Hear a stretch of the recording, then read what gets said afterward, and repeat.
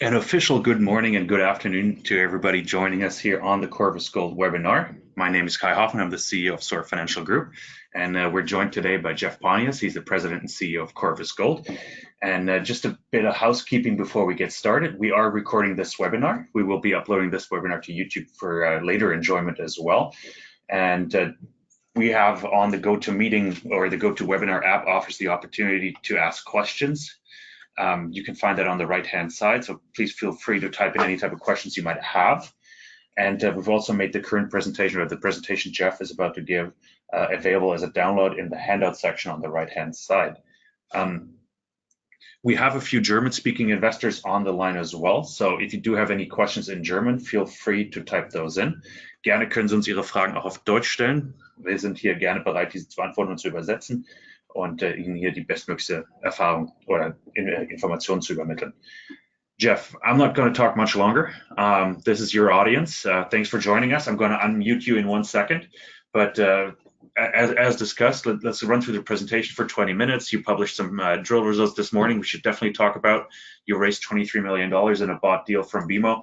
And I think there are a lot of questions and a lot of information to give to the investors this morning. So please go ahead. I've unmuted you. Great. Well, thanks, Kai. Appreciate everybody listening.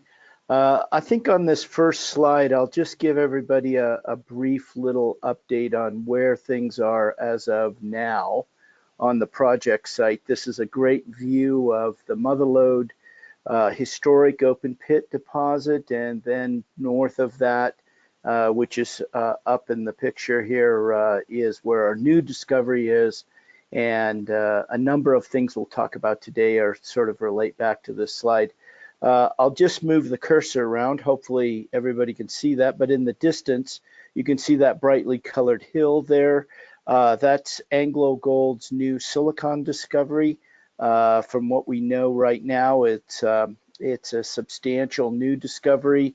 They only have about 55 drill holes in it, but it's pretty remarkable from what we understand. So that is connected, we believe, geologically to the mineralization at Motherlode, where the mineralization occurs at the contact between the overlying volcanic rocks and the underlying Paleozoic carbonate rocks.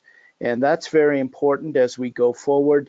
Corvus has drilled this out to about where the road is. You can see there now. We'll be continuing on to the north with our next round of drilling that we're actually doing right now out at the site. We're drilling a series of pre-collar holes, and we'll drill core tails out the bottom of those into what we call our north deep Motherlode target. New geophysical anomaly that just came up over the last couple of weeks, just north of the pit. There looks to be a porphyry system at depth down below the main Motherlode deposit. So that's a very exciting target for us, and we'll be working on drilling that here shortly in the next, get the pre-collars in the next few weeks, and then get the core tails in after that. So lots going on in the Motherlode area. KOR is up here to the north on their ground, drilling some deep holes, chasing this Motherlode deposit as it goes north towards the silicon deposit of AngloGold's there. And to the south, they're drilling, had just completed a drill program on their S&A deposit down south of the old Motherlode pit here. So lots of activity going on this slide here. If we look at Corvus in general, and I'll just quickly go through this, we have a great team here at Corvus. It's very talented. What we have is ex-AngloGold people for the most part.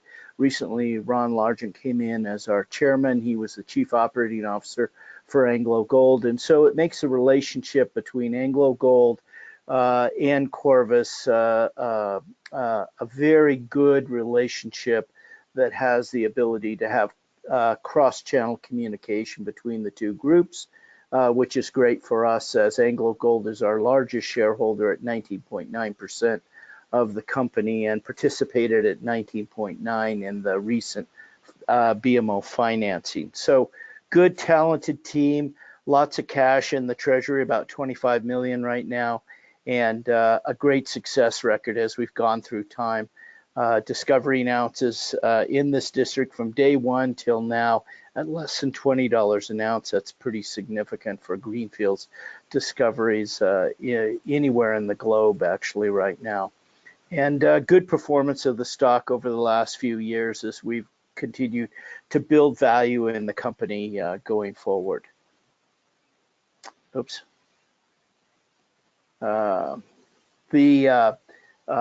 Just to go through the basics of the company, 124 million issued and outstanding.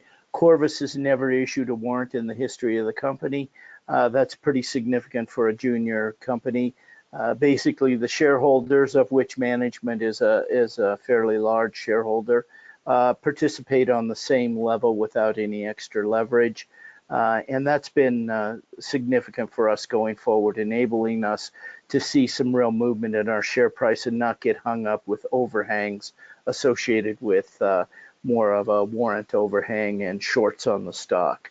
Anglo Gold is our largest shareholder at 19.9%, Tocqueville at 19.5%, and Van Eck Group at about 7%, and our management group at 6.5%. Corvus is experiencing the same thing most juniors are, a bit of a lag behind the overall market as gold has gone up, producer prices have gone up. We saw this back in 06, 07, 08 as the same phenomenon took place ahead of the last bull gold market, of which I think we're involved in one now. And when the change comes, it's usually a pretty significant swing in valuation. And the juniors can outperform not only gold, but they can outperform the producers as well. And it gives everybody a great opportunity, I think, to really make some money in the next upswing that we're seeing now in the gold market. The asset is about 2 hours north of Las Vegas on a main highway between Vegas and Reno, Nevada, in an area we call the Walker Lane. It's a big northwest trending structural belt that has a lot of mineralization along that, gold and silver mineralization. Typically, these deposits in this belt have been open pit heap leach deposits, and that's why Motherlode is so significant, and Silicon, in the fact that it represents a new style of mineralization out here in this belt that really changes the landscape for exploration in the Bullfrog district. If we look at this district, it's a great opportunity for geologists to come in and make discoveries. We've had 3 main gold events. Each one of these is significant, over 2 million ounces with each event at 10 million years, 11.5 million years, and 12.5 million years. The Motherlode silicon mineralization is in that 12.5 million year old range of mineralization in this big north-south trend that you can see over there on this map, and the North Bullfrog mineralization is in that 10 to 11 million year old belt, and it's pretty significant from the standpoint that we have a number of deposits, and as Kai said recently, we just announced this morning a new discovery of a project called Cat Hill, which is near this little star right here, where we've had some good luck with that mineralization extending north and south along what we call the road fault, which actually goes all the way down and is the major structural element down here in the historic Bullfrog mine, which produced about 3 million ounces for Barrick in the 1990s. We put out a PEA last year in November. That PEA had a very significant gold resource in it, about 3.6 million contained ounces with about 8 million ounces of silver. Of that, we produce about 2.6 million ounces in the production plan. Very good production over the first 4 years. Significant mine at 350,000 ounces a year. We've been engaged for the last 9 months in expanding the resource base here, and we anticipate being able to push that 300,000+ ounce a year production profile out to about 8 years or so in the next resource update that we do, which will be next year, probably before June of next year. We're working right now on not only adding resources to Motherlode, which we've done with our phase 3 program and are back there with our phase 4 program, but we just completed a resource expansion program up at North Bullfrog, where we've added ounces to our Yellow Jacket Sierra Blanca deposit and have tested for new deposits in the area and have gotten some very good results coming out of the Cat Hill area. If we look at the economic performance of this initial PEA that we did at $12.50 gold, it's substantial. At after-tax NPV 5% discount, it's about 585 million, 38% IRR. That's a very attractive project, particularly with the fact that we've done this at $12.50 gold. If we look at prices more around where we are today at $14.50, this is nearly $1 billion asset on an after-tax basis, and certainly we'll probably exceed that when we do our next resource update, where we've added substantial ounces to the Motherlode deposit as well as to the Sierra Blanca Yellow Jacket deposit. What are we doing right now? We're looking at optimizing this initial PEA or initial scoping study work. We see an opportunity to bring this project online quicker and at much lower cost. We're looking at CapEx numbers for what we call our Phase 1 North Bullfrog mine that will be under $100 million of capital and produce at costs of less than $700 an ounce and be producing at a level of about 125 to 150,000 ounces a year. That project's very attractive as it's a heap leach operation where we take the higher grade vein material at our Yellow Jacket and like our new discovery at Cat Hill, and we do a grinding circuit on that, do a gravity extraction of the coarse gold on that, and take the tails and put those back on the heap leach pad for final leaching. Much more simplified project. We believe we could be in commercial production in 3 years with this project, and it's caused a lot of interest in the mid-tier sector for a very attractive Nevada heap leach project that can make some very good money. Initial estimates at $1,400 gold of this look like it could produce at over 400 million as a NPV after tax 5% discount. So this is a very attractive go-to project for us, and we'll move this into more of a pre-feasibility level over the next 6 months as we de-risk this asset and really bring it into focus as a development, a go-to development phase for the first phase of what we see here in the Bullfrog district. Motherlode has benefited from the fact that we're following BioOx test work that is test work that AngloGold is actually doing themselves on their project. It looks like we have good response with BioOx. It's a much simpler process than the one currently in the PEA, which is pressure oxidation of a concentrate. We can do it for less capital cost, and it's a more simple project to operate, particularly in the warm climate that we have here in southern Nevada. And it looks like it can have a very substantial impact on the financial performance of Motherlode, and we're very excited about that. If we look at how these projects will get developed, we have significant water rights at Motherlode and at North Bullfrog, so those are very important infrastructure pieces. Brand new power line coming through the North Bullfrog project site, where we have 16 megawatts of power available to us out of that line, close to our little town of Beatty, Nevada, which is a mining town here in southern Nevada. A fairly simplified project that has a phase 1 that is very attractive to get up and going quickly as we finance the build out of all the rest of the assets here in North Bullfrog and at Motherlode. So that's looks like a very easy and development path for us here, and that's what we're pursuing right now under the optimization work. If we look at where we've had some good results, Cat Hill has certainly developed some interesting results. It looks like a big system. It's along this northwest trend of deposits from Sierra Blanca to Jolly Jane and now Cat Hill. So it looks like we'll be able to put together another sizable resource out here in this area just to the southeast of Jolly Jane deposit.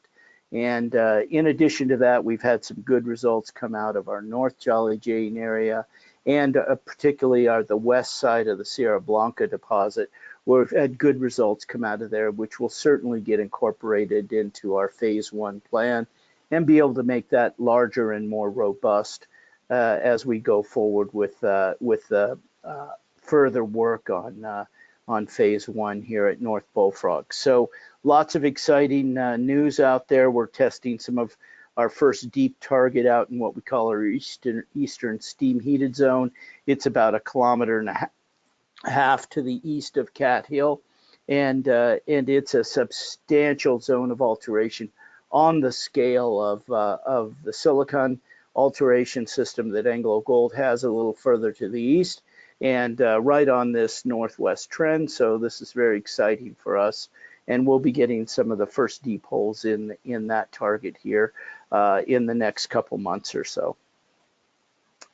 One thing about North Bullfrog that's important is it's a very large zone of gold mineralization.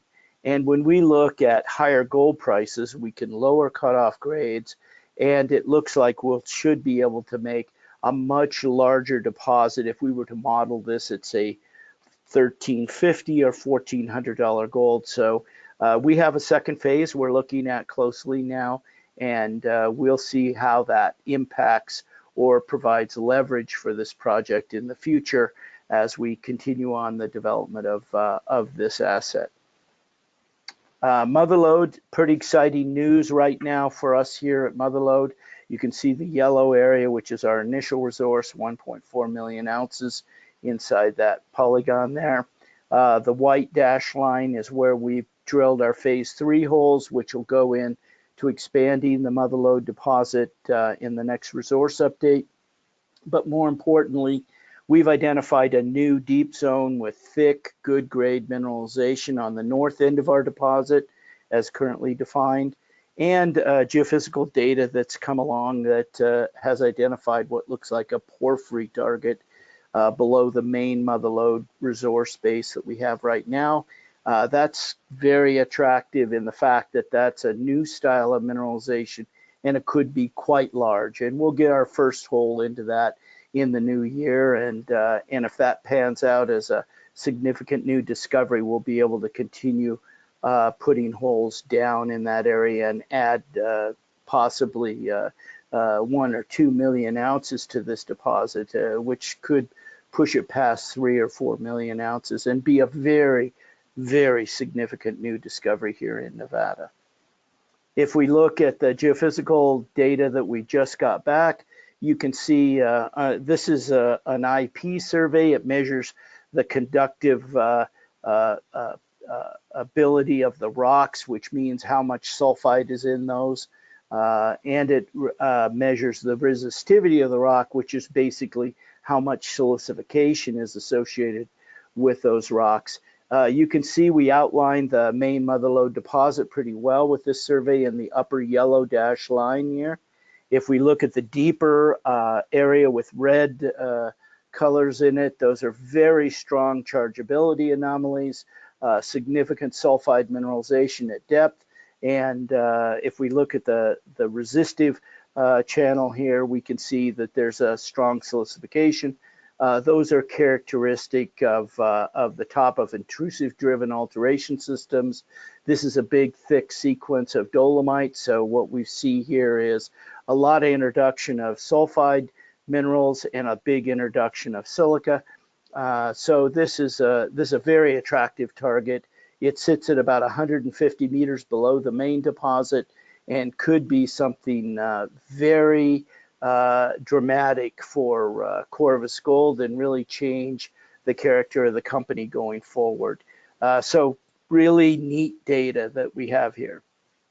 If we look at how this looks in a long section, you can see this next slide shows you the red material on this long section is really the sulfide zone of mineralization. The orange is the oxide mineralization. This is the pit that we've currently got for Motherlode here. The gray material to the north end here is really the modeled extension of the mineralization in that sulfide body as it goes down dip. That's the target area for what we call our deep north target. And we'll be getting some initial holes. We're drilling the pre-collars right now into that target. This is the thickest, best grade part of the deposit, is the last round of drilling that we had to the north. So this is very attractive as we look at this as it goes off of Corvus's ground to the left of the slide here. KOR is out here drilling pre-collars as well, getting ready for a deep core drilling program to follow that mineralization as it goes out onto KOR's ground. And eventually we believe this is part of the system that Anglo Gold is involved in exploring at the Silicon project. So very attractive new area of mineralization. But what's really encouraging for us is this, what we call the deep core target at Motherlode. This is the what we believe is intrusive related alteration system, or maybe a porphyry type system that sits below this upper deposit. And that could be very attractive as we drill that. And if we hit substantial mineralization in that target, we'll be back doing a lot of drilling on not only the northern extension of Motherlode, but the deep core target as well as we go forward. So pretty interesting time for us. Lots of exploration to do on the Corvus property. We're working our way through a number of targets that we have out here. If we look at the eastern part of North Bullfrog, this is the area we call Spicerite, Alunite Hill, and Vinegaroon. And these are attractive targets that will be in a large alteration system that's very similar to Anglo Gold's Silicon system, a little farther to the southeast here. And we'll be getting those initial test holes in that. That's going to be an exciting time for us. You can see where Cat Hill here is. And then we have a new, what looks like structurally controlled, higher grade, maybe vein related mineralization on the west side of Sierra Blanca at NW. And we'll be doing additional follow-up work on that and Cat Hill when we get back to North Bullfrog, probably in the new year. We have a number of targets all the way to the south. Down here just to the east of Anglo Gold's property, they call Rhyolite here. Kenros has just come in and staked a large block of ground to the west of Anglo Gold and tied into our Ranson project down to the south, where we'll be getting some scout holes into that project early next year as well. So there's quite a bit of exploration that's going to go on that Corvus Gold will be doing in 2020 with exploring for new deposits as well as advancing the deep potential of Motherlode as we continue evolving this project and see just how big this thing can be. And then, of course, Anglo Gold's doing quite a bit of work here on their Silicon project and this new project they have to the northeast up here called Transvaal. And KOR has a new discovery in the area south of Secret Pass, or the old Secret Pass mine in the Daisy area here, that they're doing follow-up drilling on as well. So lots of activity going on. We believe this district could certainly host 10 million ounces and support a 500,000 ounce a year production plan. This is right in the wheelhouse of groups like Anglo Gold, Kenros, KOR Mining, Newmont, groups like that. So Corvus is working hard to not only expand the mineralization and make new discoveries on its ground, but basically working to validate the validity, to validate this district as a very large new gold system in Nevada that could support what would be called tier 1 type mining operations. So that's attractive for us. If we look at the investment premise for Corvus Gold, we have a good management team that's very focused on exploration discovery with a good track record behind it, not only here at the Bullfrog district, but in a number of other districts around North America over the last few decades here. We've got a great location. It's a very permittable project. in a really good area of Nevada with strong local support behind it. We have an exceptional project in the fact we've already defined over 3 million ounces, and looks like we can push that number quite a bit farther here with our exploration that we're planning to do in 2020 and through the rest of this year as well. Good share structure, no warrants sitting out there. About 80% of the paper is held by institutional groups, so it's got about a 25 million share float, which is nice. We can actually get some response in the stock when good things happen. And the company has a significant interest in it from a number of large producing companies, but more particularly AngloGold with their 19.9% ownership of Corvus. Now, Anglo doesn't have any special rights or anti-dilution or rights of first refusal on this project. They're just a shareholder, but a very good and important shareholder for us as they bring additional technical ability for us as far as how we proceed to develop this asset in concert with what's going on in the rest of the district. And ultimately for Corvus Gold, Corvus looks at this project as what can we do over the next 12 months to continue pushing ourselves down the path to make us a compelling opportunity for someone to look at acquiring. That's really our preferred path of exit, but we are developing a project that looks quite attractive and could allow a smaller company to come in and take it forward as a spin co or a joint venture that would also be an opportunity for our shareholders. Corvus right now is trading at about 0.35 of its NPV at $1,250 gold, and at $1,450 we're trading at about 0.25. So lots of leverage yet to be had with Corvus Gold as we build more and more value into the company going forward. And that's all I got. Well, that's plenty. Thanks, Jeff. That's awesome. That was great. Thanks for taking the time this morning. And Sure. We're going to open the floor for questions. We're going to let people sort out their thoughts for a second here. I'm going to start off with the first questions. What people, what you think of other questions, Jeff? You can ask Jeff. But you just raised $23 million. Initially, you wanted to raise 20.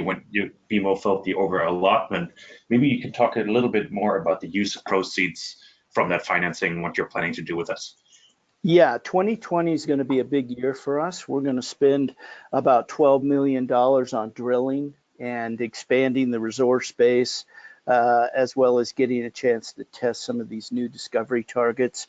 We've got about $2 million in pre-development work, which really is spent mainly on metallurgy, advancing the metallurgy for the sulfide material at Motherlode, as well as doing some site prep and geotech work that will go into our ability to publish a pre-feasibility study on our phase 1 project.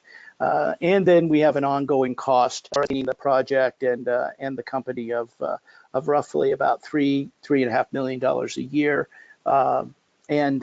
We're scheduling for or planning for success, so we'll have the financial resources to turn up the volume on chasing a significant new discovery, as well as have an ability to continue the exploration program on into 2021. Yeah, so the funding that we raised with BMO is very significant to allow us to be in a very strong and aggressive position to go forward on this project. Okay, that's fantastic, actually, because I have a follow-up question to that, leading to it. Do you have a drill budget set aside yet in terms of drill meters you're planning to put into the holes? I'm interested in, I think you call it the Ransom project. Yes, yeah, most of these early stage projects, we start with a half a dozen drill holes. You're talking somewhere around 1,500 meters. We see what comes out of that work, and we see if it justifies further work down the way. And we do drilling in phases so that we can be as efficient as possible. We do have a drill budget for 2020. That budget is about 40,000 meters, and really a lot of that budget, a third of those meters, are core drilling of the deep target at Motherlode, and those will be core tails out of pre-collar. So what we do is come in, do an RC hole, case that hole, and then come back in with core, which is more expensive to drill, and just drill the lower part of it as we go into the main target area for the deeper targets that we have. And most of the Motherlode drilling is going to be for those deeper targets. Okay, fantastic. Another question, actually, in terms of follow-up to the drill plans here. In the district, you mentioned Anglo, Core, they're all drilling. Do you have a rough idea how many meters and how many drill rigs they'll be bringing out? Well, right now, Core's operating 2. Anglo is bringing one in now. They're waiting for a permit expansion at Silicon, but they have a number of other targets that they're going to be drilling. We understand they'll be adding a core rig and another RC rig in the springtime when they get their new permit. And so there'll be probably between Anglo and Core, there'll be somewhere in the neighborhood of 5 or 6 drill rigs. We'll have 2 on our with Corvus Gold, so there'll be about 8. And typically, you know, these rigs can do somewhere in the neighborhood of around 1,500 meters a month. So you can do the math on, there'll be a lot of drilling going on. Sounds like it. It's been, we're just waiting for a couple more questions to come in from the investors. Sure. There's one, how can I open this? Oh, if BIOX is the chosen path forward, how much would that shave off the CapEx? Well, the real advantage of BIOX, there's 2 things. One is the permitting path is a bit easier in the fact that you're not permitting a facility that has off gases, which is the pressure oxidation autoclave part. So it makes it a bit easier on the permitting front. So it saves some time and money on that front. The key aspect is we don't have to build an oxygen plant, which is a pretty expensive piece of the POX. POX itself adds about $100 million to the project in our current PEA.